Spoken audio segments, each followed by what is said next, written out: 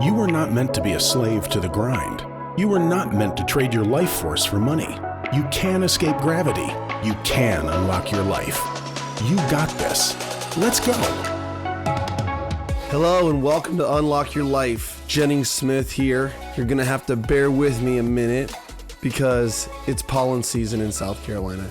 I've got some allergies. The voice is a little bit scratchy, but I still have a great message to bring to you today. And it's so important that I'm going to push through the pain and get the message across, guys. I'm especially excited about this episode because it's on video, right? We are videoing these now. We're putting them on YouTube. So if you're listening to this, you can check us out, Jennings Smith, Unlock Your Life on YouTube. So let's get into the show today because we're talking about something that is incredibly important component to unlocking your life, and that is partnerships. It took me a long time to figure this part out, and I was very scared of it. So I grew up in a very conservative Christian home, and one of the tenets that I was kind of taught and ingrained was partnerships are bad, right? So partnerships can drag you down. Partnerships can maybe even bring judgment on you, and you should definitely avoid partnerships at all costs. They maybe are even sinful or wrong to be in, was the way that I was taught. And of course, there's this partially true and partially not true. It's partially true in the fact that a bad partnership can absolutely drag you down, and a bad partnership can be a very detrimental thing to your career, and it can be an anchor around your neck.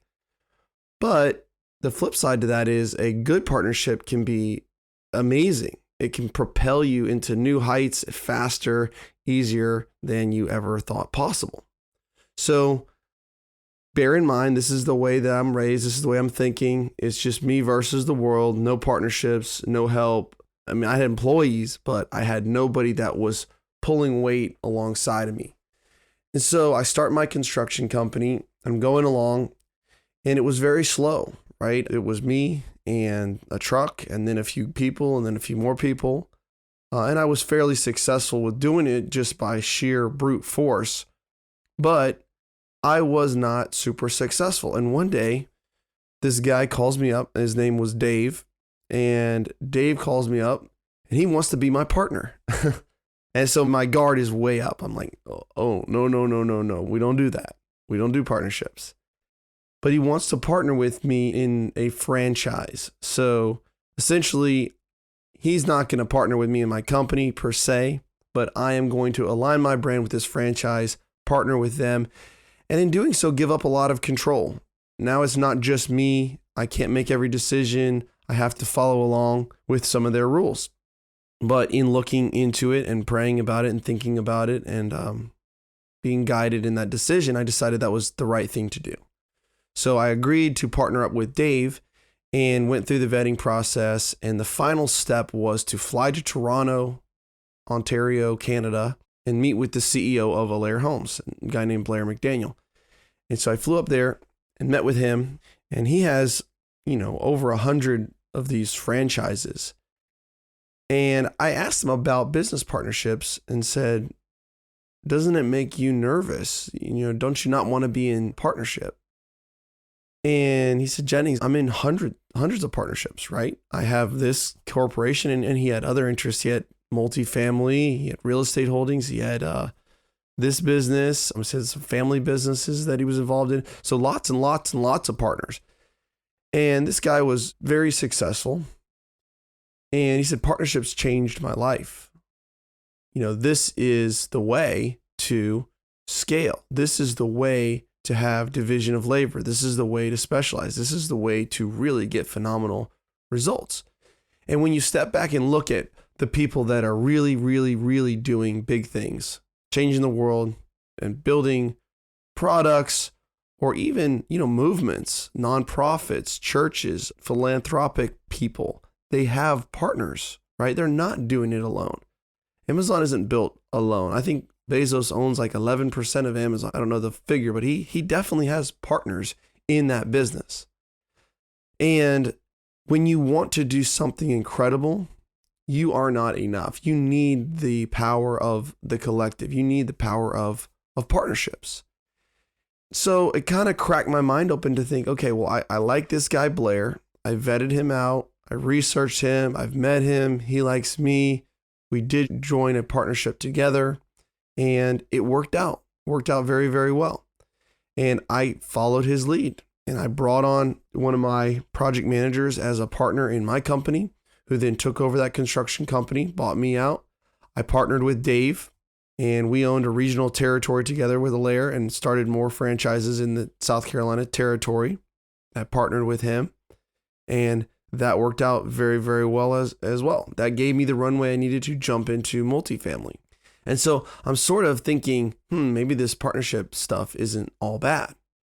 But I'm looking at my personal portfolio and I have a few trailers and 2 rental homes, not much to speak of. And I want to do more. And I'm starting to research multifamily and learn about this. And the first thing they're talking about is it's a partnership game, right? If you want to grow, if you want to scale, if you don't want to wait 50 years to get, 50 doors, then you've got to partner. You have to raise other people's capital, right? You got to bring their money into the deal. Maybe you can't find a deal and you got to partner with somebody to get a piece of that deal. Maybe you have a deal, but you don't have the capital raising skills. So you partner with someone who can raise the capital. Maybe you can't get that loan. So you got to get somebody on the team that can sign for that bank loan and get you the $5 million loan that you're not qualified for yet. And a partner can unlock your life in that aspect. And so I started to think about this. In my very first deal, I got it owner financed. So I only had to bring the down payment. I did not need bank loan. I didn't have to get qualified by the bank, but I did need $80,000 or $90,000 for the down payment. And I partnered with somebody to bring that money to the deal. And he got 40% of the deal and I got 60% of the deal. And it worked out great. He made great money. I made great money. We're scaling and I'm on to the next deal and taking on a partner there. So why is the partnerships so relevant? And towards the end of the episode, I'm going to talk about the power of partnerships and what has actually created in my life. But why is it so important? Going back to what Blair says, it's division of labor, right? I'm looking at you through an iPhone that cost me about $1,000, I think. And this microphone I'm speaking into was like $40 on Amazon. Incredibly cheap for what it does, for the technology behind it. Even the $1,000 iPhone, incredibly cheap for the technology. Imagine if you had to build an iPhone. Imagine the research and development and the teams. And I'm pretty sure it probably would not work as well as, the generation 1 iPhone works. So the division of labor and being able to specialize at what you're good at, where, there's a company that just makes the glass for the Apple phone. There's a company that they specialize in just the cases. There's ones that are making the batteries, and all these different companies who are phenomenal at what they do come together under one product, under Apple, and they create an incredible product for a super, super cheap price. I know $1,000 seems like a lot for a phone, but for the supercomputer that it is, and if you try to do that yourself, it's just not going to happen. And that's why you don't see do-it-yourself, build your own phone kits. We also see it with the specialization of labor. You have consultants come in and they're very, very good at solving that one problem, and coupled with that business that's already got the setup, man, they maybe can add an extra $1 million a year to their bottom line just by having that specialized knowledge and bringing that person in versus trying to spend 3, 4, 5 years acquiring the skills and specialized knowledge that consultant has. They want to avoid mistakes and they want to speed up that learning curve. So partnerships do the same thing. You have things that you are not good at. You have things that you are very good at. There are millions of people in this world, and there are people that complement you very, very well. So how do we find them? How do we find the person or persons that are going to make the dream team, that are going to complement what you're good at, fill in those holes, fill in the blanks? Because everyone knows in theory, yeah, a partner is a great idea, but how do you find somebody? How do you get over the hump of not being scared and afraid? And I don't want to get into a bad partnership, right? Well, I think the first thing you got to do is you got to audit those thoughts. Auditing your thoughts would be writing down what you're scared about. What are you worried about? For me, it was some deep-seated childhood philosophies that I was struggling with. I was also afraid of partnering with somebody and putting a whole lot of pressure on that relationship immediately. Like, this is a lifelong commitment. What if it doesn't work out? We're going to be suing each other and I'm going to be miserable, et cetera, et cetera. So I'm thinking about that. I'm writing it down. And whatever else that's floating around in your mind, write it down. Then start to get information around that. Okay? Ask yourself, are those things even true that you're worried about? Some of them will be true. Some of them won't. In my instance, there were some things about the way I was raised with the partnership view that really weren't even true, right? There's no biblical mandates that say you shouldn't take a partner. That's just not accurate. And so there might be something in there that's just not true. But there's probably some things that are true, right? Some partnerships do fail. Some people do sue each other. Some people do get into a miserable situation and they can't extricate themselves. Okay? So how can I get around that? Well, let's take it one step at a time. I mean, if it's something that I want to extricate myself from, well, what if I have a legal agreement? Okay? What does that legal agreement need to say? Okay? What if within the first 6 months, would I know pretty well, hey, this is working out within 6 months or a year? Yeah. So maybe within the first year, we have the ability to pull the trigger and fire the other partner. Maybe I can take the whole thing back and just buy him out for the interest that he put in there. And we can walk away without too many scars. Beyond that, it gets more complicated, right? Because we're both pulling in the same direction for a long, long time. But in the beginning, let's set something up to protect both of us just in case this doesn't work out. I'm looking to isolate everything and then get a solution around that, because I know that if I can get more information around that, then I'm going to feel better about taking on the partner and protecting my risk or protecting the downside, lowering my risk. Next thing I'm going to look at is their prior history. So I'm partners with my first cousin, Yaden, and we are partners in a property management company we started together. We partnered on a lot of our apartment complexes, almost all of them. And we're partners in our education company where we mentor and teach how to buy multifamily, the deal room. So I'm pretty heavily partnered with him. However, I started by looking at his history. I saw him move from Texas back to South Carolina with nothing, no job, no real money. He was a youth minister out there. He didn't have a whole lot of resources. And he came home and he started hustling. And this guy was a health coach. He was selling like health food, like how to lose weight, this specialized food products that it was a subscription-based thing and you ate this food and you lost weight. And it worked, but definitely a hard way to make a living. But he did it. He's supporting his family of 4, his wife, his mortgage. Making $60,000 a year selling health food subscription prepackaged stuff, like basically door to door, just network marketing, relationship marketing, like very, very grit and tough dude to be able to do that. So I'm watching this. Then I see him switch and say, okay, this isn't the right vehicle. I know how to work hard and I'm going to be successful in whatever I do. So why don't I get into a little bit better vehicle? So he becomes a real estate agent with a local brokerage. And he kills it with that. He's out pounding the pavement. He's getting signs out there. He's doing the work, all the training that you get. And you know how many realtors just flake out, right? They get excited. They think they're going to make $10,000 a week in their first month and sell all these houses and everyone's going to hire them and nobody does. And then they give up, right? Because they don't have the grit and persistence. Well, not Yaden. Yaden made it happen. And within, I don't know, because I don't exactly know all his finances, but I'll tell you, he was surpassing his health food business very, very quickly.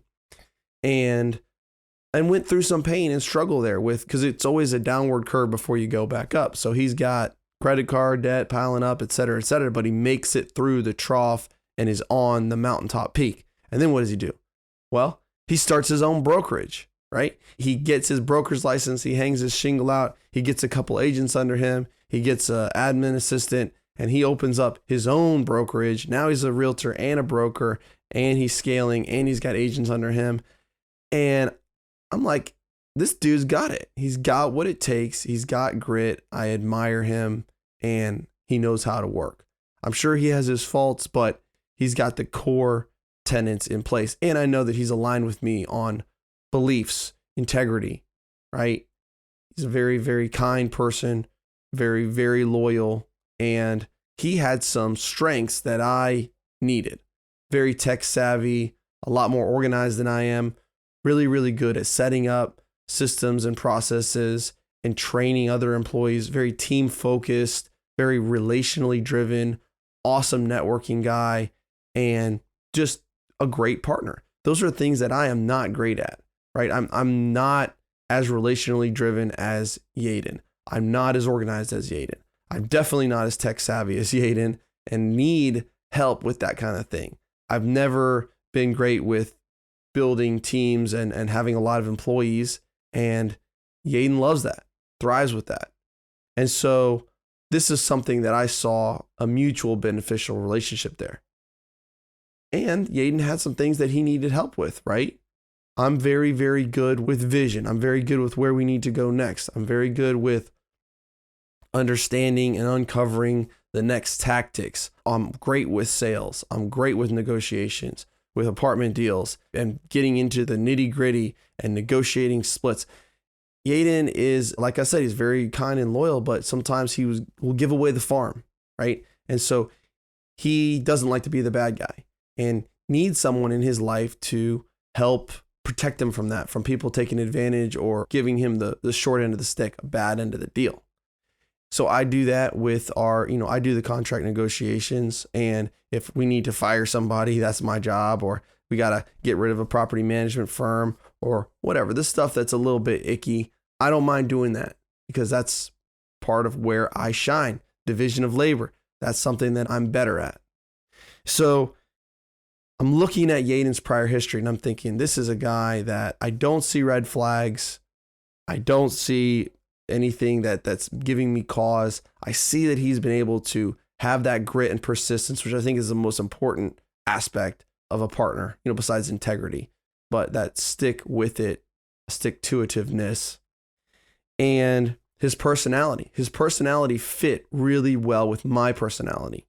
So let me hit on personality, then I want to go back to red flags. But personality is critical because you can have a great person with great integrity, great drive, great grit, great persistence. But if there is not a personality mesh there, there's not a fit there, then it can end poorly. And I had a partnership where we were both very similar, and being very similar, we would love to get together and talk and dream and scheme and get excited. But I would get frustrated with him and he would get frustrated with me because we were not a complementary skill set. We were too alike, too congruent. So I think that when I hired my executive assistant, I had her go through a battery of personality tests, and I took some personality tests to make sure that I wasn't hiring somebody that's just like me. As an entrepreneurial type, you're attracted to those kind of people. You like those kind of people, and they fire you up. And I think it's fun to be in masterminds with them, and I think it's fun to be around them, but they may not make the very best business partners. They may not make the best executive assistants or employees, right? You want someone that is going to fill in the gaps, not be another copy of you, right? We've already got you. You got that handled. So think about that. Personality mesh, don't go the same as yourself. Red flags, this is where I think that there's some power in getting to know people a little bit and just verifying what they're saying. If somebody is fraudulent or doesn't have integrity or just kind of is always dropping the ball, it's going to show up, right? My biggest red flag that I look for is, do they do what they say? If they say they're going to be somewhere at a certain time, are they there? If they tell you that they're going to send you an email or reply or get back with you this weekend, do they do it? Because if they say that they're going to pay you back, are they going to do it? These are red flags that are really important. And little things, how people do anything is how they do everything. How people do anything is how they do everything. And so If they're sloppy, if they're lazy, if they're dishonest, and in very little ways, that could trend into big problems for you down the road as you're partnered with this person. So I'm looking very, very hard in the beginning for just any red flags that I can see of reputation. I mean, do they owe anybody any money? Are they not paying their bills? What's their credit looking like? What's their personal financial statements looking like? What's their, schedule of real estate owned? I mean, guys, I'm serious. If you're partnering with somebody, I don't think that it's over the top to ask for some of that stuff, to ask for their portfolio, research out the portfolio, research who their partners are on that portfolio, research the addresses. Do they owe taxes on the thing? Are they behind on their mortgage? Is the thing up for auction on the county website? I mean, you don't know what you're going to uncover. Talking to the other partners, what's he like to work with? What's she like to work with? Does she do what she says? Does she show up? Is she an integral part of the team? Is she irreplaceable? Do you love working with her? Like, what's good about her? What's not so good about her? What could you change about her? These are big decisions. And if you find the right person, it's going to be life-changing. And if you find the wrong person, it's going to be heartbreaking. It's going to be a lot of pain and suffering. So put on those magnifying glasses before you get into that partnership. Magnifying glasses. You've got to look deep. Got to look for those red flags. So what was the benefit of this? Why are we doing all this stuff? As I did this, I was able to scale from 3 or 4 trailers and 2 rental homes to now we've just closed another 280 unit self-storage deal. We've got over 1,500 units between apartments, self-storage, mobile home parks in 3 years because of mostly Yaden and then the other partners that brought capital and helped us sponsor our deals, sponsor our loans. Yaden helped me build my first $1 million in multifamily education company, right? I didn't want to do mentoring. I just didn't want to do it. And he got me to have the vision to do the deal room, which is plugging people into our network and our loan sponsors and our capital raisers and our deal flow and teaching people how to capital raise and mentoring them and going over their deals with them. And now I love it. I really do. And it's turned into a significant business for us that would not have happened without my partner. And it definitely wouldn't be as good as it is now if I had done it by myself. I would have never set up the payment portal. I would have never set any of that up. I just don't know how to do it. And in my construction company, right? Turn that thing into a sale by partnering with someone who could buy me out. Partnered with Dave in the master territory. Turn that into a royalty income stream that's been paying me for the last 2 years. Going to pay me for another year and has afforded me to make a massive leap and jump.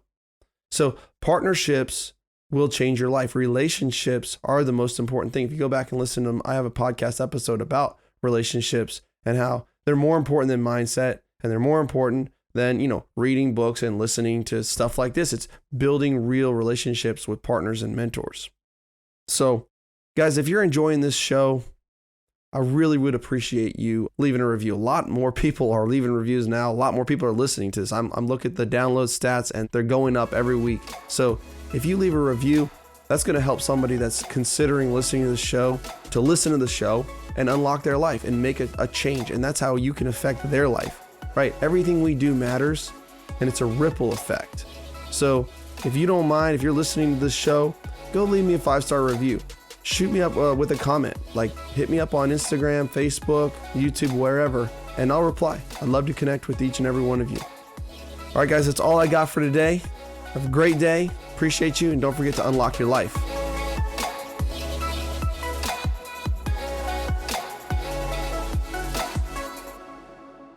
This is thepodcastfactory.com.